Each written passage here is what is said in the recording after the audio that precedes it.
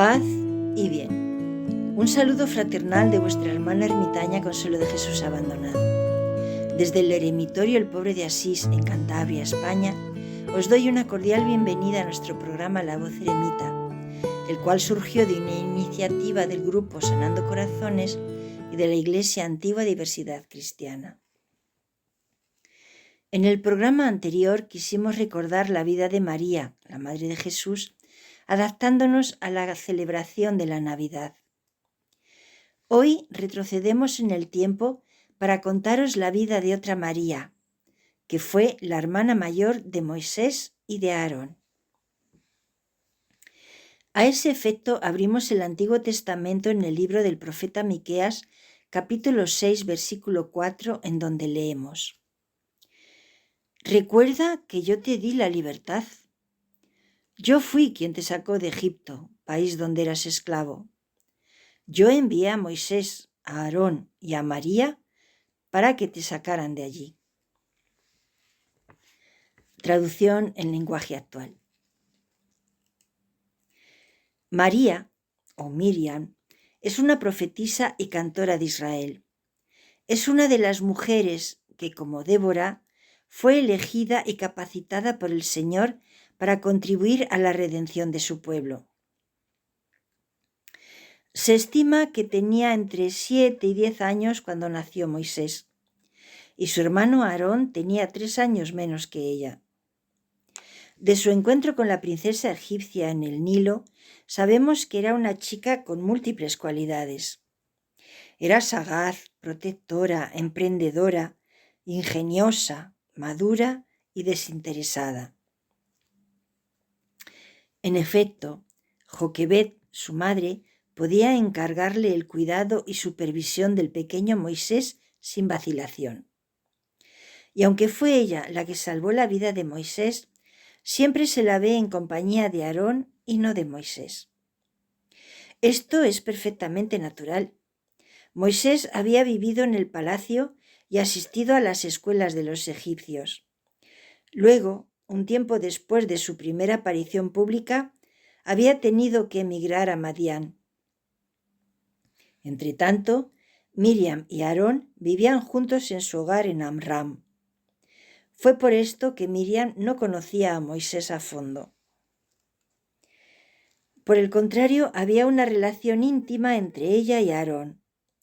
Duró toda su vida y se vislumbra en ella tal vez un poco de celos con respecto al hermano menor.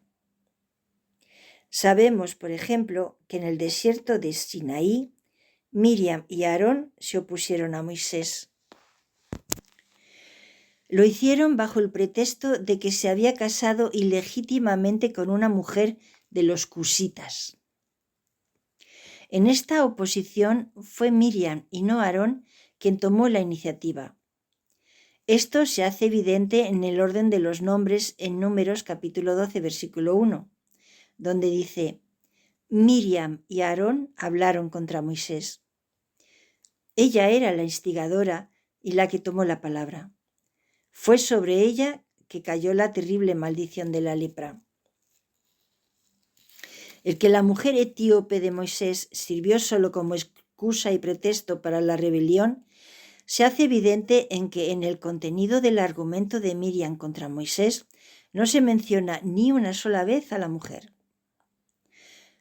La protesta era más bien para subrayar que Dios había hablado también a través de ellos y no solo de Moisés. Esto da a entender que no estaban muy dispuestos a aceptar la autoridad superior de Moisés. Esta rebeldía no fue vista con buenos ojos por Dios, como lo muestra el versículo 6 y siguiente. Moisés es fiel en toda mi casa. Boca a boca hablaré con él y claramente, y no por figuras. ¿Por qué, pues, no tuvisteis temor de hablar contra mi siervo Moisés? Miriam fue castigada a permanecer 7 días fuera del campamento, y esto solo después que Moisés clamó a Jehová diciendo: Te ruego que la sanes ahora. Al fin fue restablecida y pudo reunirse con ellos. A partir de este incidente no se nos habla más de Miriam. Al parecer, el don de profecía la había abandonado. Solo sabemos que cuando falleció fue sepultada en Cades. Se estima que a la edad de 127 años. No se añade nada al comentario de que Israel lamentó su muerte. Los días más brillantes de la vida de Miriam fueron, pues, no los del desierto del Sinaí o de Cades, sino los que pasó junto al Mar Rojo. Eran los días después de que Moisés, al regresar de la experiencia de la zarza ardiente para revelar a los esclavizados hebreos la voluntad de Dios respecto a ellos, mostró a Faraón sus señales. Cuando salieron de Egipto y cruzaron el Mar Rojo, no se nos hace mención alguna de los celos de Miriam hacia su hermano menor. En esos días creía en la vocación de Moisés. Como profetisa, se unió a él y a Aarón en su empresa común.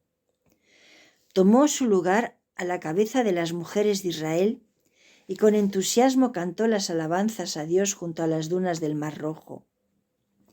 Esta tiene que haber sido una escena impresionante. Israel se halla a salvo en la otra orilla. Faraón y sus hombres, junto con sus caballos, han sido tragados por las aguas. Moisés reúne a los hombres y Miriam hace lo mismo con las mujeres. Echan una mirada a las ahora tranquilas aguas, sepulcro de los orgullosos y despiadados ejércitos de Faraón, y más allá aciertan a vislumbrar la orilla del aborrecido Egipto. Luego, en un magnífico conjunto de coro de voces e instrumentos, prorrumpen en alabanzas al Señor. Miriam ya era de avanzada edad, se nos dice, pero sosteniendo un pandero en la mano y acompañada de las otras mujeres danzando, les respondía: «Canten en honor de nuestro Dios, pues ha tenido una gran victoria. Hundió en el mar caballos y jinetes». Éxodo capítulo 15, versículo 20. En aquel tiempo Miriam creía. Con todo, el orgullo y los celos estaban agazapados en su corazón. Se entusiasmó por la gloria de Moisés y todavía más por los grandes hechos del Señor. Ella alcanzó su mayor grandeza en aquella ocasión. Pero la fe oscila. Por ello cayó Miriam. Apareció en la superficie lo que llevaba oculto. Murmuró contra Moisés y se rebeló contra el Señor su Dios. Aun así, Dios tocó su corazón, curó su lepra y la libró de su rebeldía e incredulidad. Este relato refuerza mi certeza de que Dios, el que yo conozco, amo y sirvo, es el Dios de las segundas oportunidades. Aprovechemos, pues, su generosidad cambiando o corrigiendo lo que anda mal en nosotros. Con su ayuda lo lograremos. Dios es fiel. Que el Señor os bendiga y siempre os guarde.